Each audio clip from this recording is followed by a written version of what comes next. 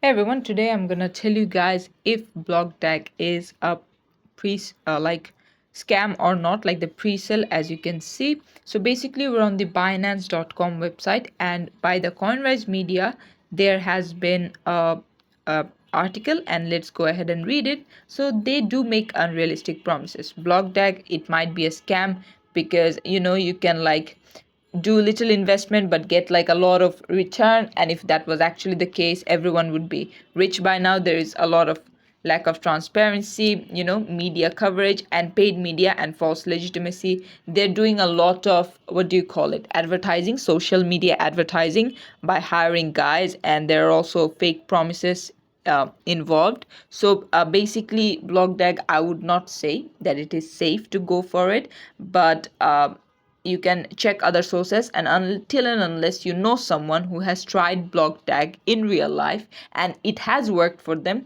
do not go for this one, because this is not the safe option. And this is it for the video. Thanks for watching. Please leave a like and subscribe for more tutorials like this, and I'll see you guys in the next one.